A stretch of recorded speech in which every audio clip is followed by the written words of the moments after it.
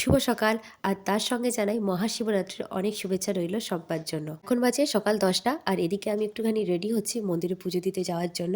ওদিকে তো ছেলেকে আগেই রেডি করে দিয়েছি আর বরমশাইও রেডি হয়ে গেছে। আর বরমশাই যেহেতু রেডি হয়ে গেছে তাই ভাবলাম একটা বরমশাইকে কাজ দিই। নাহলে তো সবাই জানেনি ছেলেরা আগে রেডি হয়ে যাওয়া মানে মেয়েদেরকে ঠিকঠাকভাবে রেডি হতেই দেবে না সেভাবে। পেছনে তারা দিতেই থাকবে, বলবে কি হলো এখনো হয়নি তোমার? আমার একটুখানি রেডি হতে বাকি আছে, তাই সেই জন্য ভাবলাম যে চলুন বরমশাইকে একটা আগে কাজই দিয়ে দিই। ও কাজের মধ্যে থাকলে আর সেভাবে বকবক করবে না আমার ওপরে। তাই বরমশাইকে বললাম যে চলো তুমি একটুখানি বেলপাতাগুলো রেডি করো আর আমি ততক্ষণে রেডি হয়ে যাব।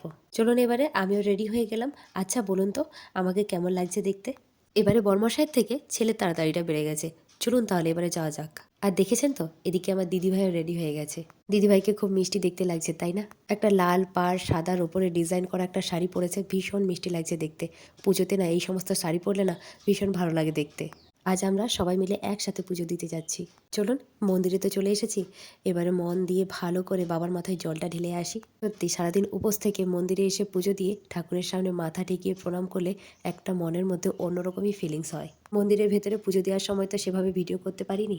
আসলে মন্দিরের ভেতরে ছেলে আমার অনেক বদমাশি করছিল, তাই ভাবলাম যে চলুন আগে না হয় শান্তি মনে পুজোটাই সেরে নিই। আমাদের পুজো দেওয়া কমপ্লিট হয়ে গেছে। মন্দিরের বাইরে একটা বট গাছের নিচে বসে যে যার মতন একটুখানি ফটো তুলছিলাম। সবাই একসাথে পুজো দিতে এলে ভীষণ মজাও হয়, আনন্দও হয়। তাছাড়া আজ আবার রবিবার ছুটির দিন, তাই ভাবলাম যে সবাই একসাথে পুজো দিয়ে আসি।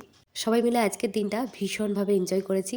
ভীষণ সুন্দর কেটেছে আজকের দিনটা। জানেন তো বরমাসের এতটুকু টাইম থাকে না ফটো তোলার জন্য। একটুখানি বাইরে পুজো দিতে এসেও ফোনেই ব্যস্ত আছে। জোর করে ধরেছে এবারে ফটো না তোলো, একটুখানি ভিডিওতে এসো। চলুন তাহলে এবারে যাই বাড়ি, অনেকটাই বেলা হয়ে গেছে। বাড়ি এসে ছেলেকে প্রথমে খাইয়ে দিয়েছি, তারপর নিজেরাও খেয়ে নিয়েছি। চলুন তাহলে আজকের মতন এই পর্যন্তই। অনেক সুন্দর কেটেছে আজকের দিনটা। আপনাদের কেমন লেগেছে অবশ্যই কমেন্ট করে জানাবেন। আর হ্যাঁ, মন্দিরের বাইরেও এত সুন্দর শান্তশিষ্ট পরিবেশ, সেটা কেমন লেগেছে অবশ্যই সেটাও কমেন্টসে জানাবেন। সবাই ভালো থাকবেন, সুস্থ থাকবেন, অবশ্যই সাবধানে থাকবেন। দেখা হচ্ছে অন্য কোনো নতুন ভিডিওতে। ততক্ষণের জন্য টাটা।